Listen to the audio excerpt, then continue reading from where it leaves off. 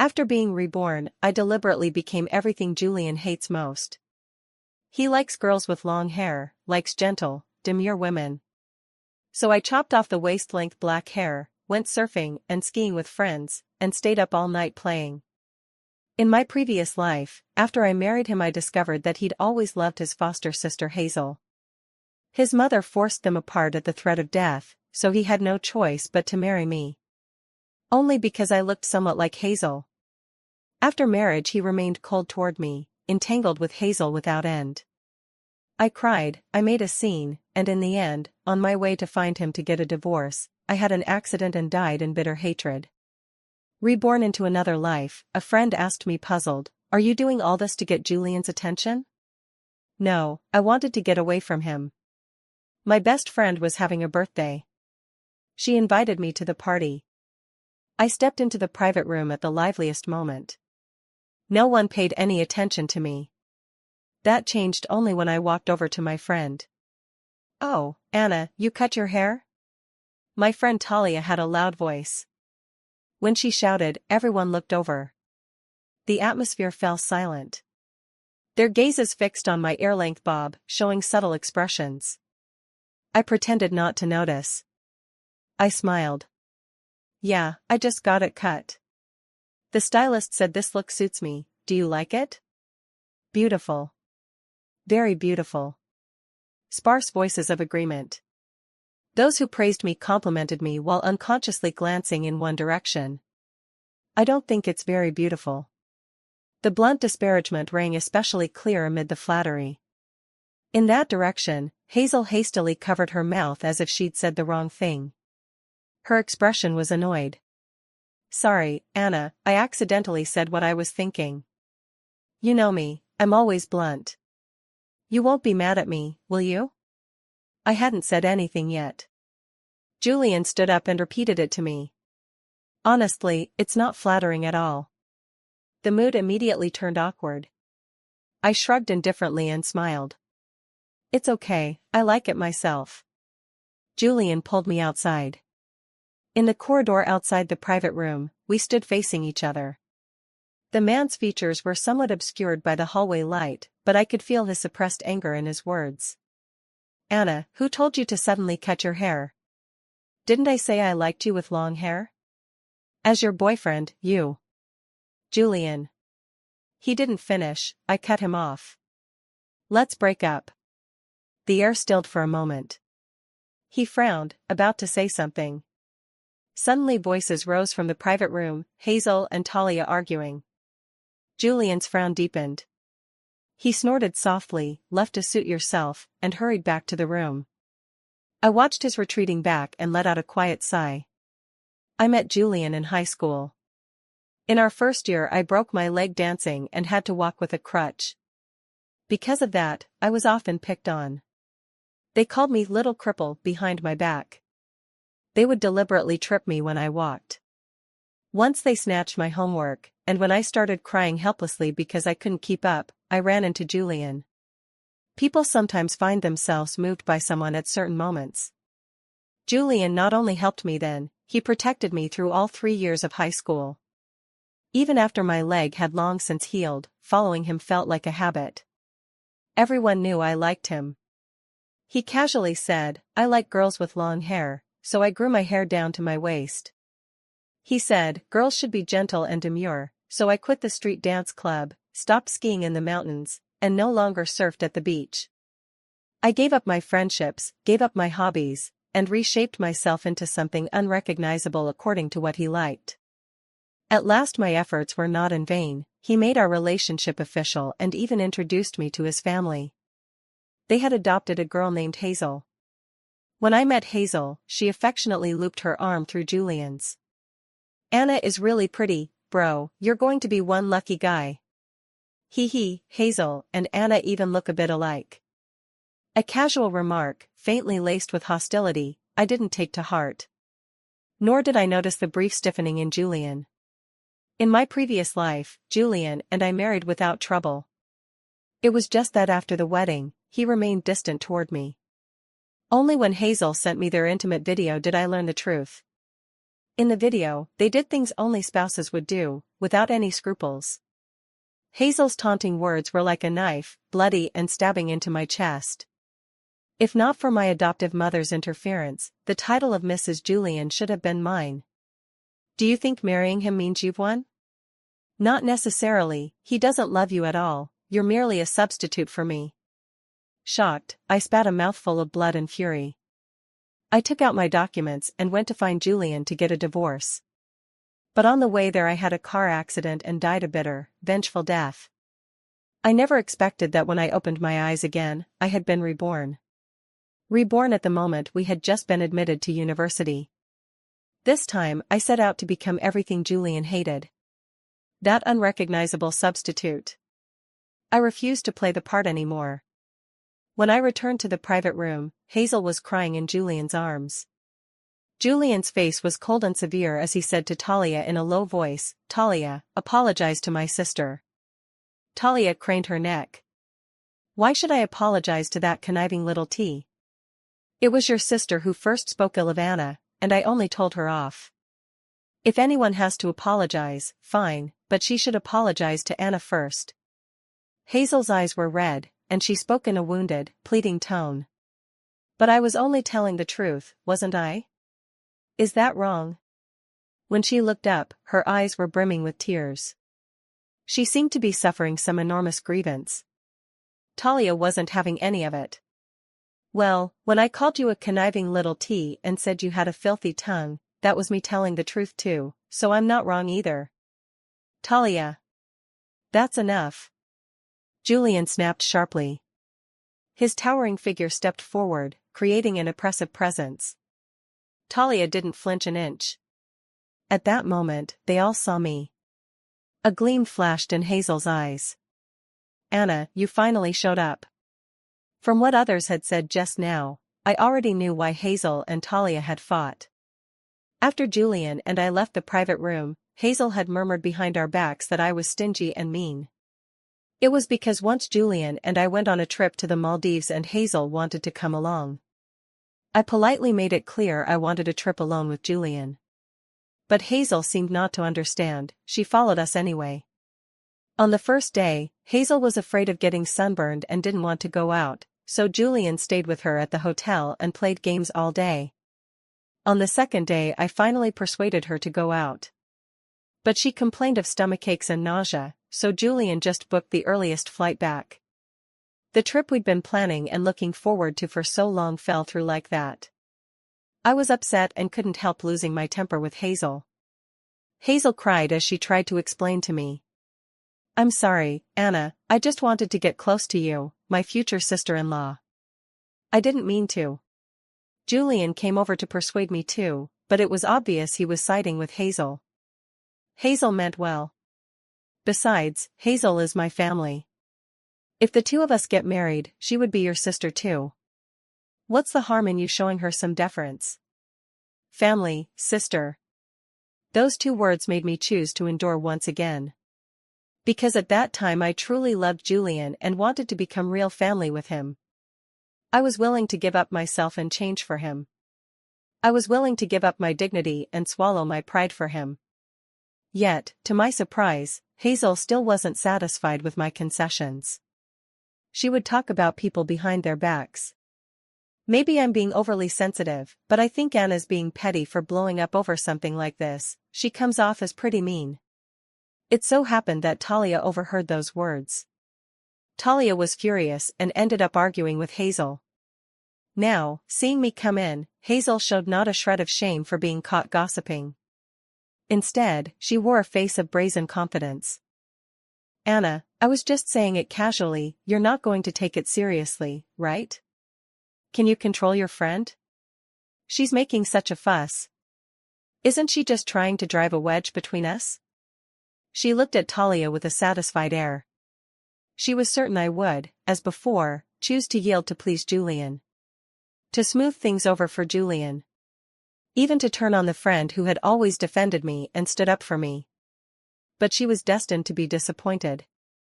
I looked her in the eye and, word by word, said seriously, "I do mind." At those words, everyone froze for a moment. Talia included. Her eyes widened slightly. She stared at me without blinking. I smiled at her. Hazel still seemed a bit incredulous. She tugged at the corner of her mouth. Anna, what did you just say? I said I mind. Talking badly about me behind my back, is that your upbringing? Hazel's face instantly flushed crimson. She looked up at Julian pitifully. Tears trembled at the corners of her eyes, ready to fall. Julian's clear, handsome features also darkened with anger. But whatever he was thinking didn't show. He only said coldly, "It's just because you changed your hairstyle and I said it didn't look good on you, and you throw a tantrum, but don't take it too far. Calm down, come find me in a few days." With that, he took Hazel and left. I felt like laughing. From his perspective, my breaking up with him and arguing with Hazel were just me being petulant.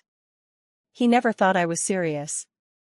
After they left, Talia looked at me, a little annoyed. "Sorry, Anna, that I got Julian mad at you. If you want I can go apologize to Hazel, they can scream at me, curse me, whatever, I'll take it." There was genuine worry in Talia's eyes.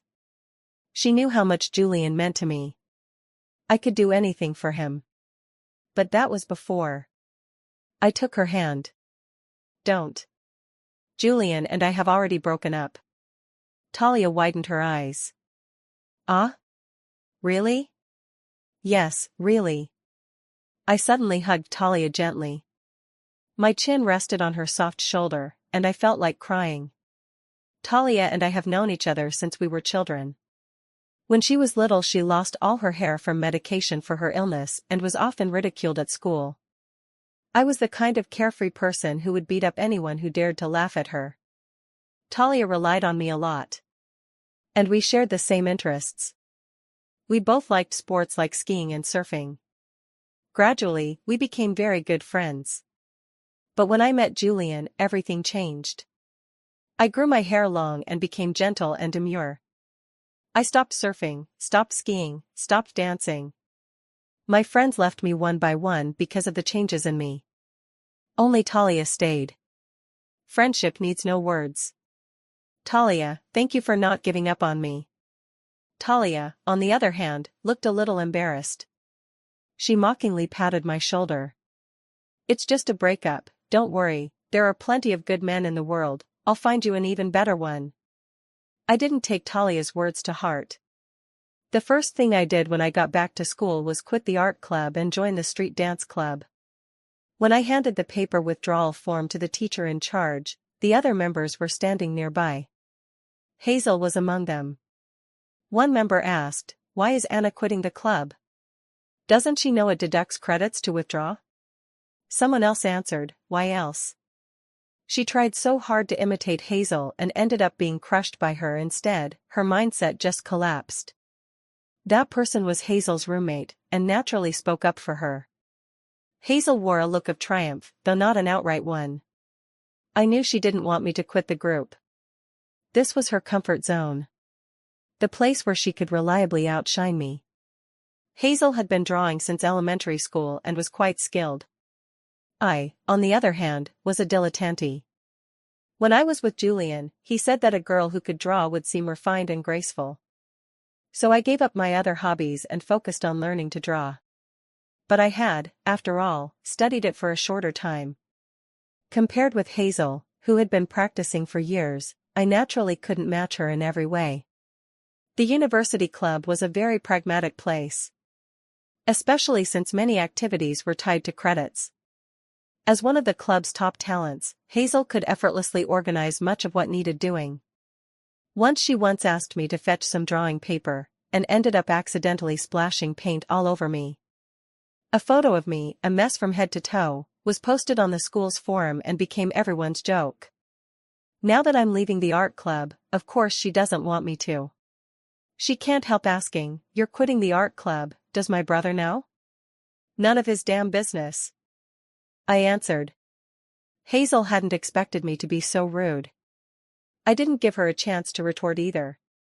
I snatched up the teacher's permission slip and strode off. For the next few days I was unusually calm. I focused on my own affairs and stopped thinking about anything else. Occasionally I would get together with Talia and a few other friends. One night, I suddenly received a call from Julian. His tone carried a hint of pleading. "Anna, my stomach hurts, can you bring me some medicine?" Julian has a weak stomach.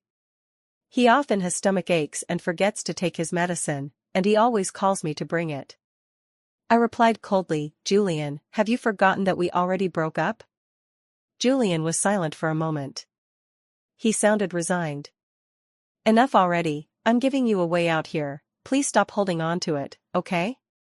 That day was my fault, I shouldn't have said you were ugly in front of everyone. If you want to be angry, you've had plenty of time, I'm apologizing."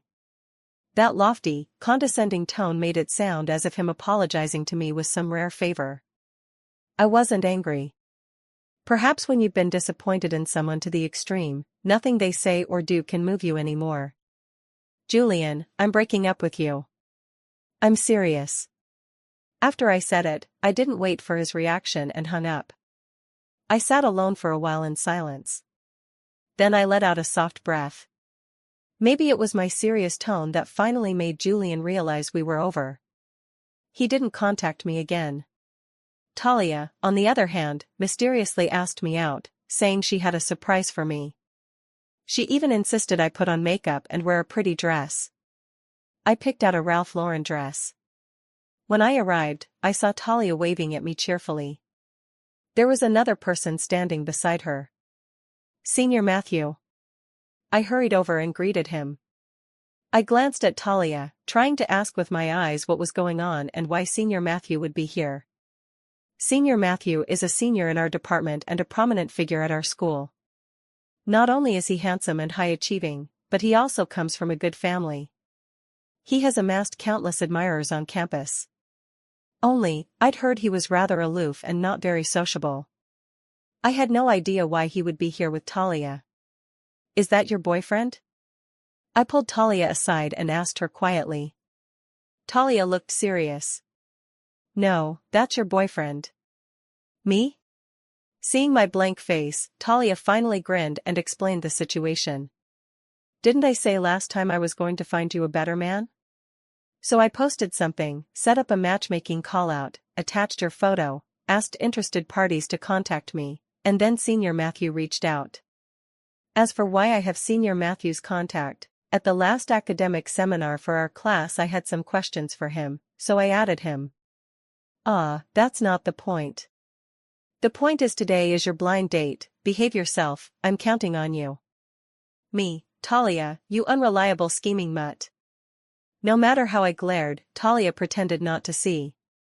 She handed us 2 amusement park tickets, then greeted Matthew and walked off without looking back.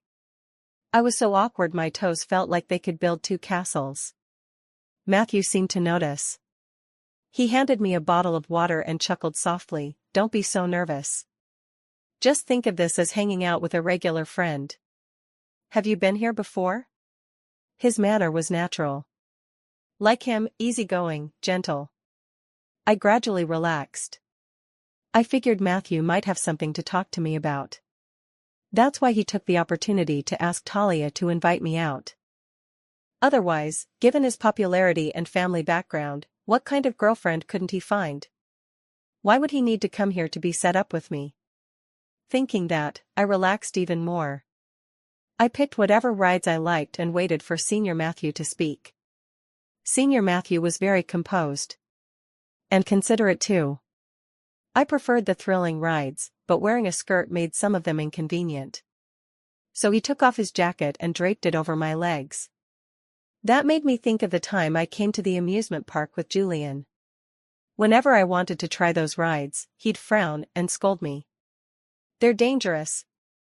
You're wearing a skirt, it's inconvenient, better not go. People really are different." Julian's voice echoed in my head, and as if in answer, I turned and saw Hazel linked arm in arm with Julian. At that moment, they happened to look over at me too. When Julian saw me, his expression changed. Then he noticed Senior Matthew standing behind me, his brow furrowed as he walked toward me. "Anna, what are you doing here?" he demanded. His tone was restrained, yet had the self-righteousness of someone catching a cheater. I didn't know how to answer. On a date. Senior Matthew behind me had already spoken. Who are you? Is there something you need? Senior Matthew stepped forward. He suddenly intertwined his fingers with mine. I was startled, but I didn't pull away. His hand was large and warm. My attention involuntarily fixed on it, leaving no room even for Julian. In an instant Julian's eyes reddened. He glared at me and raised his voice. We broke up less than a month ago, and you've already gone to another man? I looked at him in surprise. Or what? Am I supposed to stay chaste for you? I was only fixated on shutting Julian down. I didn't realize that my words amounted to an implicit admission of my relationship with Senior Matthew. Now that it hit me, my body went rigid. I glanced covertly at Senior Matthew, only to find the corner of his mouth lifted, not the least bit offended. At that moment Hazel ran over too. Seeing the three of us locked in confrontation, a flicker of complexity crossed her eyes. She urged Julian, "Brother, let's go back." Julian ignored her. He seemed to have been struck by something. He looked at the hand clasped with Senior Matthew's, then at our faces. Suddenly, he snapped, "Impossible. You're lying to me, aren't you?" He seemed to be confirming, or perhaps persuading himself. You and Matthew weren't close before, how could you start dating so quickly? You must have just happened to come out and saw me, so you lied about dating, right? I felt guilty. He had actually guessed it right. But I couldn't show weakness. I shouted loudly, "Who said that?" "He's my boyfriend." Julian's face went deathly pale. There was no expression on Matthew's face. He simply draped an arm over my shoulders and said lightly, "Let's go." We ignored them. After putting distance between us and Julian's group, I let go of Matthew's tightly held hand and apologized to him. "Sorry, Senior. I was panicked for a moment and took the liberty of saying you were my boyfriend. If this causes any negative impact on you later, I'll be sure to set things straight." I was sincere. After all, I didn't know whether Julian and Hazel would spread word of today's events. Matthew was very popular at school. It would be bad if it stirred up unnecessary misunderstandings. Thinking that, I felt even more guilty. Unexpectedly, Matthew suddenly leaned down, bringing his face level with mine. He smiled faintly, "You don't need to apologize. I actually asked you out with the intention of dating. I'm very happy that you told others I'm your boyfriend." I was a little stunned. Ah? I remembered what Talia had said. She had posted a matchmaking notice, and Matthew had contacted her. So Matthew didn't have something to tell her. He was actually there simply for matchmaking? But, why? Matthew looked into my eyes and chuckled softly. "You might have forgotten, we've met before, I've liked you for a long time." When was that? I felt awkward. I really had forgotten. But he didn't say more. He simply asked me, "If that's the case, would you be willing to try with me?" His gaze was sincere. It also held a trace of nervousness and apprehension. I found myself unconsciously bewitched by that look.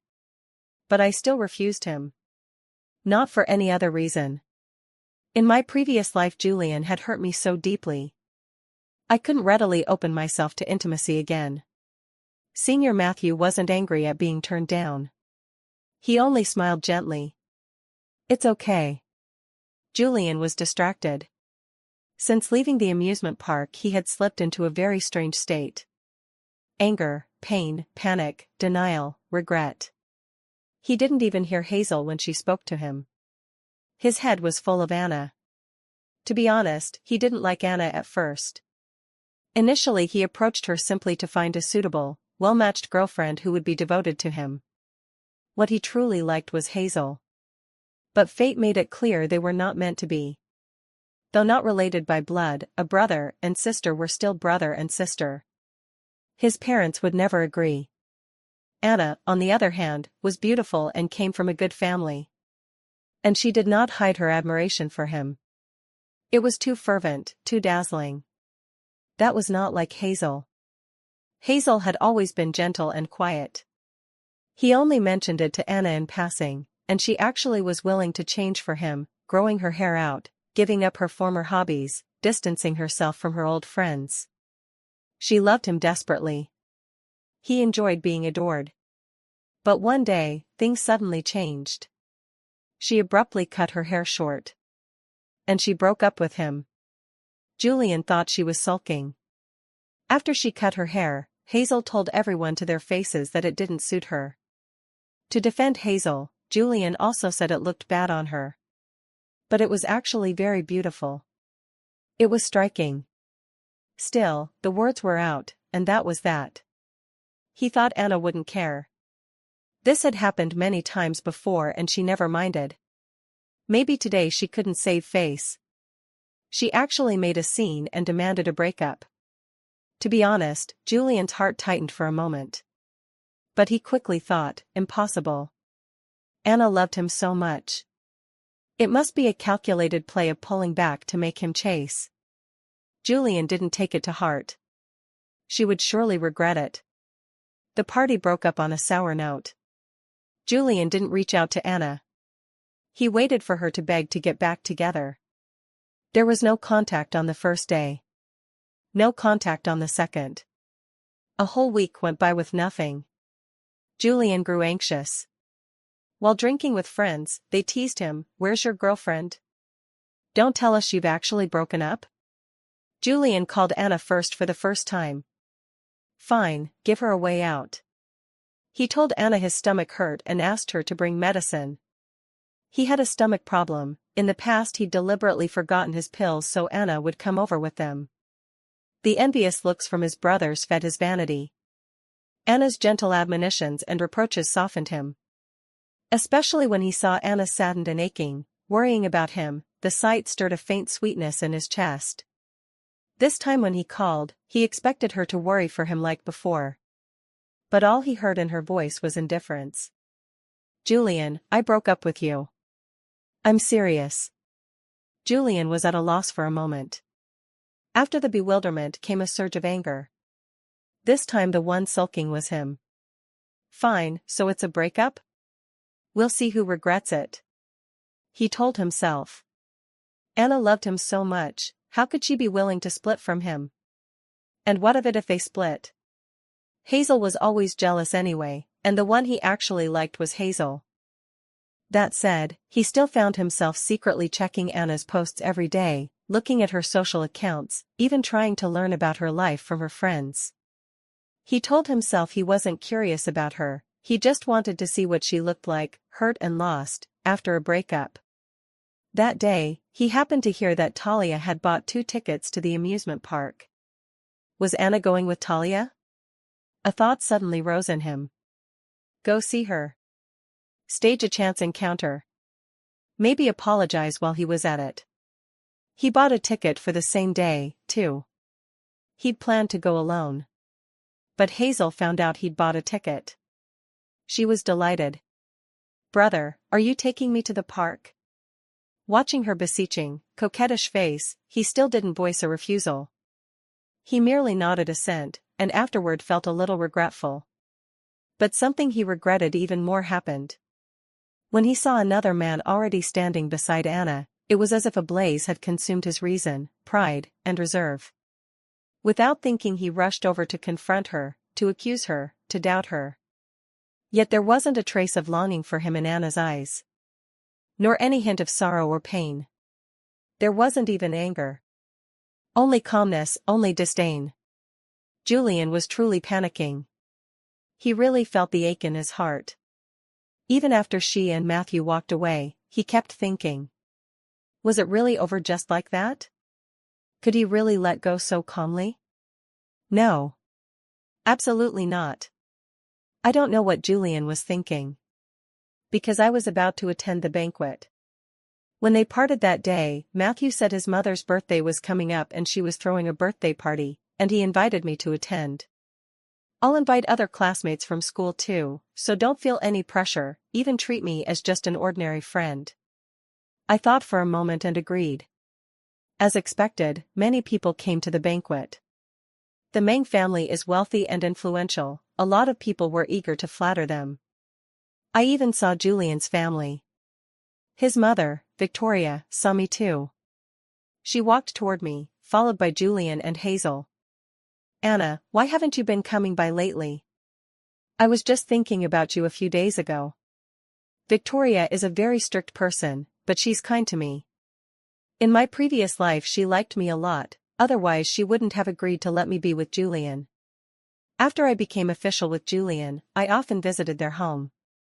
But that was before. "Auntie, Julian and I have broken up." As I said this, I glanced at Julian. It seemed he hadn't told his mother yet. Surprise crossed Victoria's face. Her expression suddenly turned ugly. She turned to Julian and demanded sharply, "What is the meaning of this?" Julian hesitated for a long moment, then said slowly, "It's my fault. I'll try hard to win Anna's forgiveness." Hazel, standing beside him, saw Julian being scolded and couldn't help but say, "You can't put all the blame on my brother, he..." But before she could finish, Victoria slapped her. "Don't think I don't know what you're thinking." Victoria knew about the affair between Julian and Hazel. It was precisely because she opposed it that Hazel didn't end up with Julian.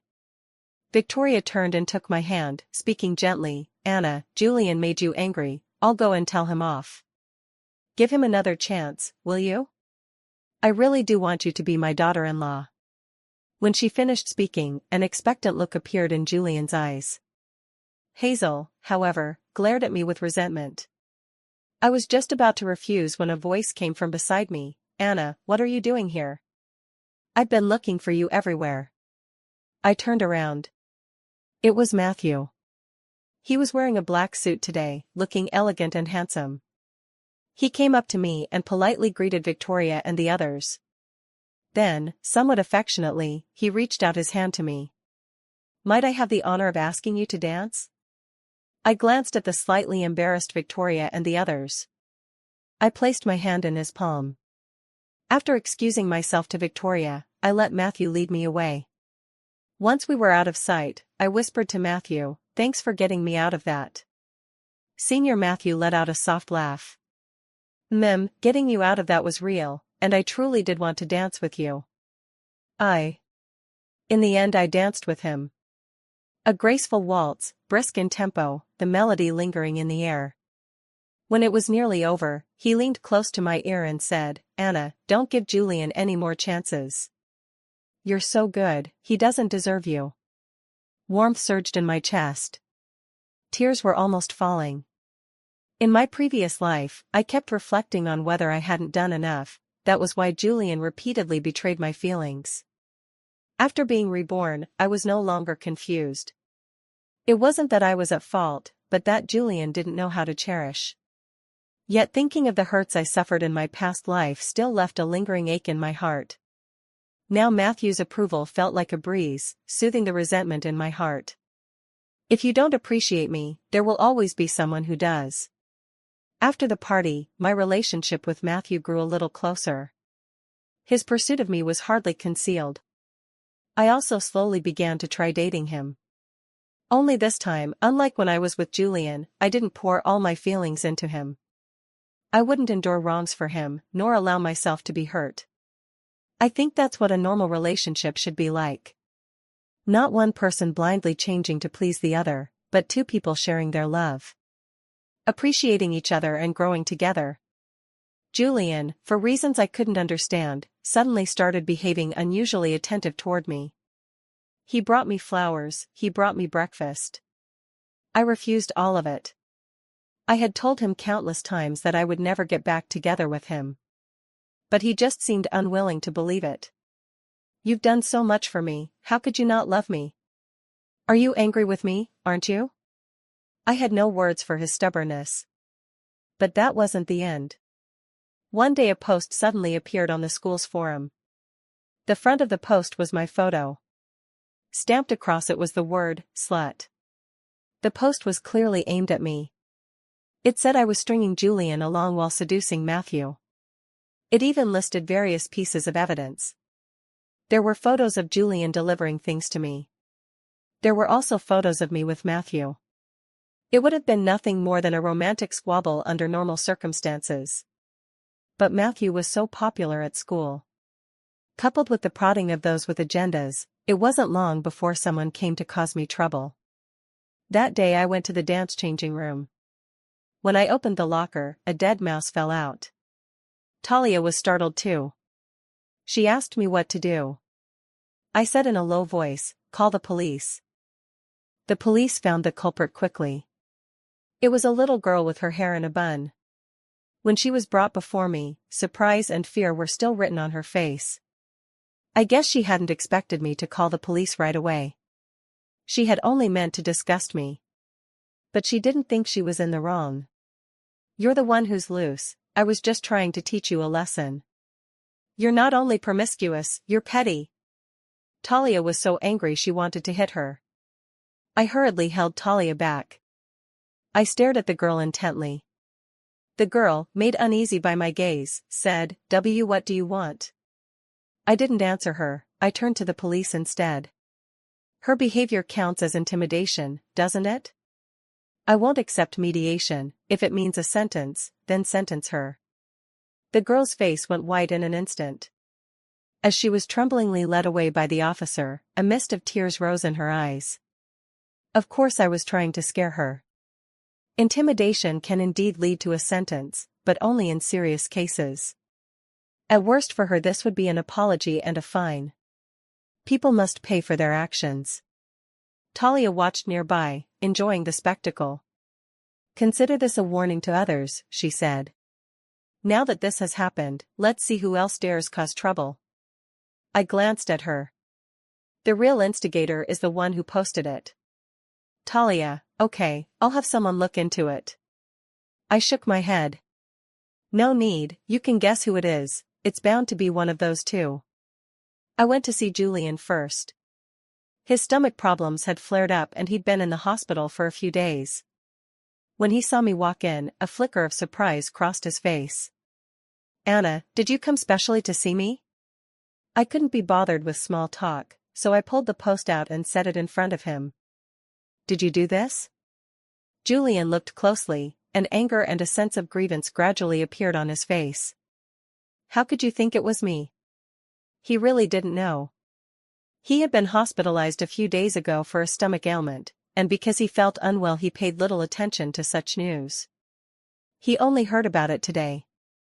I expressionlessly put my phone away. "Fine, since it wasn't you, I'm leaving." Julian quickly grabbed my arm. His tone softened, pleading, "Anna, please don't be mad, okay? I shouldn't have said those things about you in front of so many people last time. Won't you forgive me this once?" From his perspective, he was confused.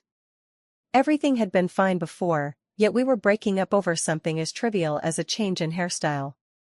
He truly didn't understand. That's why he kept thinking I was just being petulant.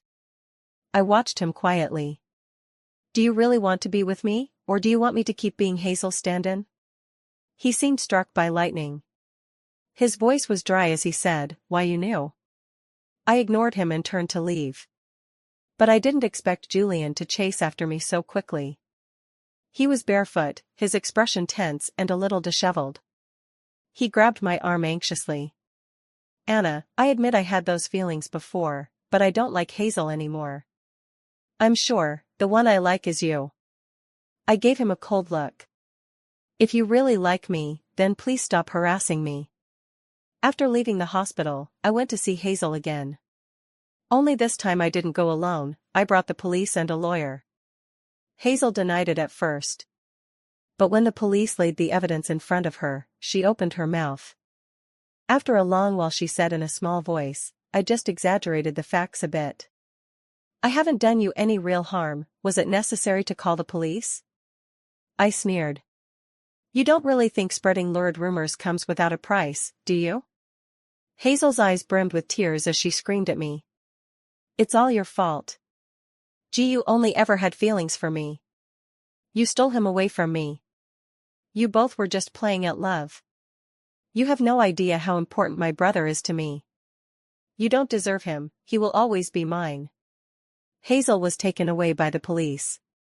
As they led her off, her face was full of resentment. Forbidden love, a foster mother's objections, hidden desires, and her jealousy and hatred toward me, they had driven her to a reckless madness. Seeing her like that. For some reason, I suddenly had a bad feeling. The feeling was soon realized. The rumor that Hazel had been arrested spread quickly. Although she was released shortly after, people still talked about her. Someone even started a thread on the school's forum specifically about the incident. Those who harm others will eventually harm themselves. She ultimately suffered the backlash. She also tasted what it was like to have everyone's words cut like a blade. Because of this matter, she didn't come to school for several days.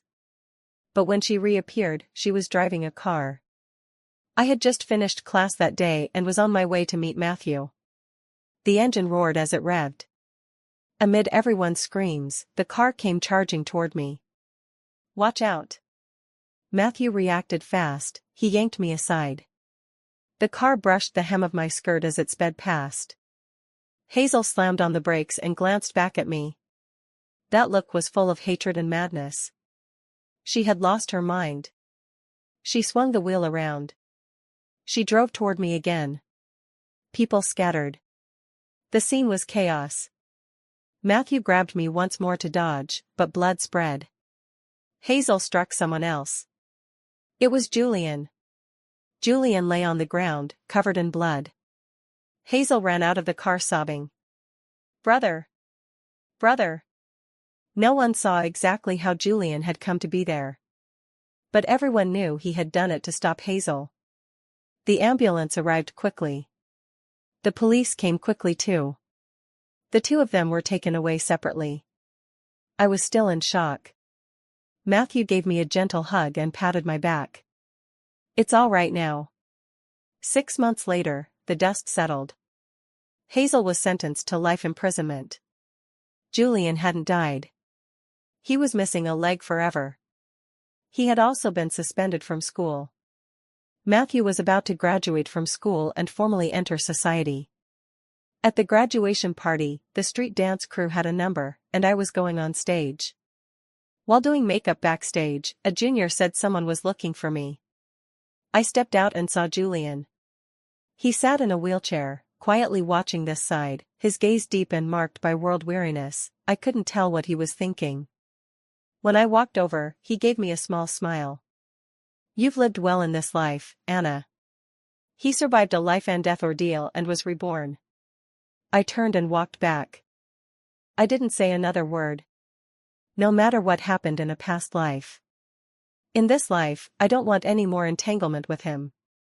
Before long it was my turn on stage. My like-minded companions and I bloomed freely under the lights. Below the stage, Matthew's focused gaze was fixed on me. Seeing him like that, I suddenly remembered. My mother had once been hospitalized for appendicitis surgery. While she was in the hospital, I visited her every day. There I met a little boy. He was secretly crying outside. To cheer him up, I danced for him. His eyes then were just like they are today, sincere, intent. I smiled. If you bloom, a gentle breeze will come of its own accord.